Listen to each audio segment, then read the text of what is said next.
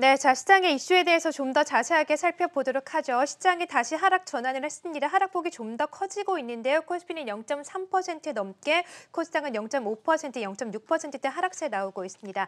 자, 빅테크와 같은 방산주가 VI가 걸리면서 시장에서 급등하는 모습이고요. 오늘 스티븐 비건 대북 특별대표가 방한을 할 예정인데 대북 관련해서 또 어떤 이슈가 생성이 되는지 좀 살펴봐야 될 것 같고요. 미 지수 선물도 지금은 하락으로 전환이 된 상황입니다. 자, 자세하게 이야기 들어보도록 하죠. 메리츠 종금증권 광암금융센터의 신영목 이사 자리하셨습니다. 안녕하세요. 안녕하세요. 네, 자, 시장 환경이 갑자기 급변했습니다. 아침까지만 하더라도 리스크 온 심리가 좀 부각이 됐었는데 어제 좀 많이 급등을 하신지 다시 좀 하락으로 전환이 되고 있는 모습인데 이슈에 의해서 좀 하락을 하는 것인지 어제 급등에 따른 매물이 나오는 것인지 좀 지켜봐야 될 것 같고요. 일단 오늘 좀 시장 상황 약간 좀 부탁을 드리고 또 유망주 또 관련해서 알려주시죠. 시장이 뭐 이렇게 단기적인 어떤 이런 변동성이 나오는 건 당연히 이제 지수가 이제 많이 오른 거에 따른 부담감일 것 같고요. 또 미국 우리나라 장도 어제 사실은 좀 어느 정도 선반영된 면이 없지 않아 있었거든요. 그런 와중에서 뭐 미국이 이제 신고가 나오긴 했지만 또 여전히 뭐 차익 실현에 대한 그러니까 약간 그런 것 같아요. 그러니까 지수가 너무 쉬지 않고 가파르게 가다 보니까 오를 때마다 좀 차익 실현에 대한 그런 어떤 좀 우려감이 있는 것 같고 그렇지만 이런 것을 계속 반복적으로 겪으면서 시장이 좀 지금 정도 상태에서 좀 계속 좀 견조한 흐름으로 가지 않을까 저는 그렇게 생각하고 있습니다. 네, 자, 그러면 어쨌든 큰 틀에서는 견조한 흐름을 이어갈 것이다라고 보시는 가운데 유망주 어떤 종목 가지고 오셨습니까? 오늘은 레이를 가져왔습니다. 레이, 네. 디지털 덴티스트리 이제 풀 솔루션 제공하는 업체고요. 네.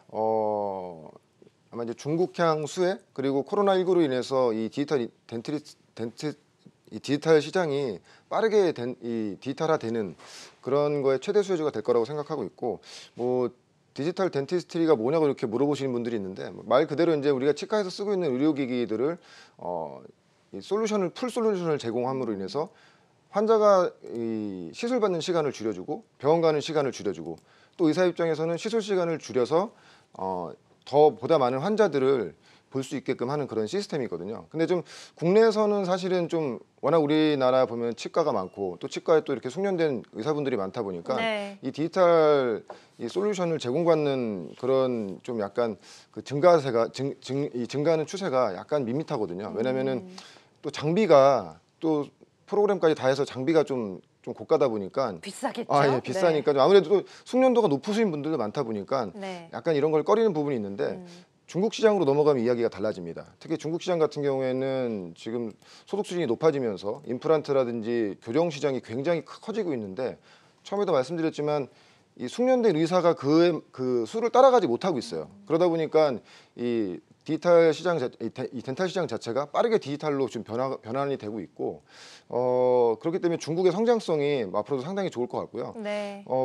중국 시장 같은 경우에는 특히 보면은 그 첨단 산업 부분에 보면 중간 단계를 뛰어넘는 그런 산업들이 참 많잖아요. 뭐 페이 같은 그렇죠. 예, 그냥 중간 단계 없이 바로 그냥 첨단 산업 쪽으로 특히 이제 페이 시장이 대표적인 그런 예인데 디지털 시장도 좀 그런 시장으로 가지 않겠는가. 왜냐면은 결론적으로는 그 의사의 숙련도를 이 덴탈 장비의 디지털을 함으로 인해서 숙련 시간을 줄여주고 시술 시간을 줄여줌으로 인해서 더 많은 환자를 볼 수 있는. 그래서 지금 중국의 성장성이 보면은 작년도에는 한 중국 매출이 한 200억 정도, 올해는 한 예상으로 한 300억 정도, 내년에 한 450억 정도를 예상하고 있는데 한 30% 이상 지금 빠르게 증가하고 있는 상태고 본업 자체도 지금 뭐 중국 시장뿐만 아니라 레이의 어떤 과거의 이제 매출의 이런 증가세를 추적해 보면 지금 연평균 40%에서 50% 정도 성장하고 있거든요. 그러니까 우리나라보다는 중국을 좀 공략하고 있네요, 레이를. 중국뿐만 아니라 이제 해외 시장, 특히 이제 우리나라는 아시겠지만 치과도 많지 않습니까? 숙련된 의사분들도 많다 보니까 우리나라의 성장성도 분명히 있긴 하지만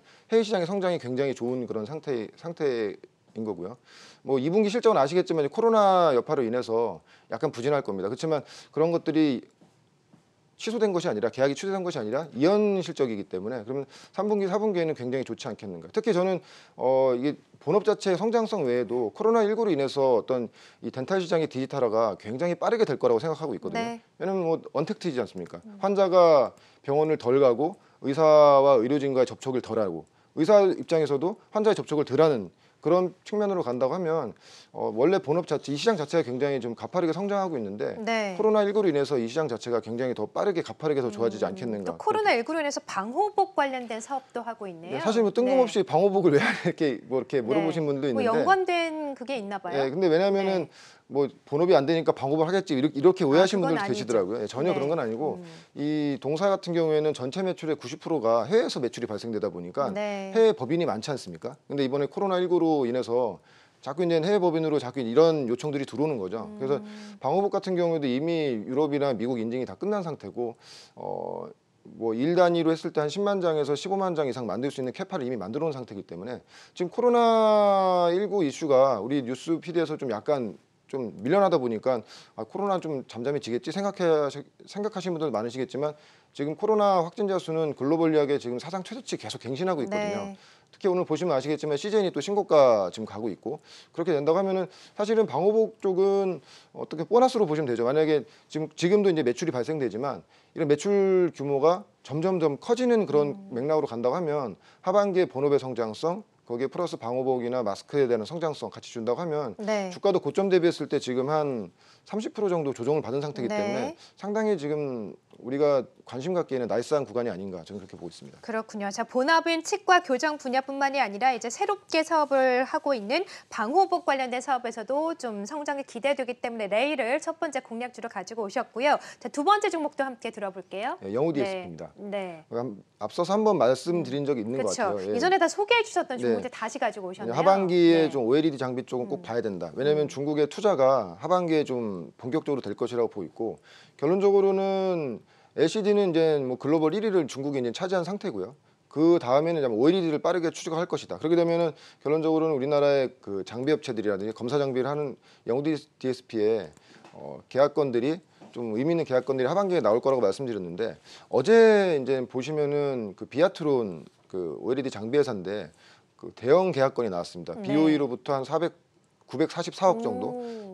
비아트론 작년 매출이 500억이거든요. 거의 2배 정도가 되는 수준이기 때문에 그렇게 된다고 하면은 다른 장비 업체들은 아직 그 계약건이 없지만 조만간 나올 수밖에 없는 이미 이제 투자가 시작된 거기 때문에 그렇게 된다고 하면은 영우 DSP 같은 경우에는 셀 검사 장비는 뭐 글로벌리하게는 거의 유일한 업체이기 때문에 그 수혜가 될 수밖에 없겠고 아마 조만간 뭐 ICD라든지 영우 DSP 이런 회사들도 BOE 같은 그런 그 중국 업체로부터 좀 본격적인 발주가 나오지 않겠는가. 그렇게 된다고 하면은 좀 하반기에는 역시 OLED 쪽은 계속 좀 예의주시해야 된다. 왜냐하면 삼성전자의 OLED 투자건도 있기 때문에 지금 뭐 주가도 조정을 잘 받은 상태라서 지금 정도 부분부터는 좀 유심히 좀 보셔야 된다. 저렇게 생각하고 있습니다. 네, 자 OLED 관련해서도 좀 긍정적으로 보시면서 두 종목을 오늘 소개해 주셨습니다. 영우 DSP 그리고 레이에 대해서 공략주로 제시를 해주셨네요. 신영묵 이사와 함께했습니다. 고맙습니다. 고맙습니다.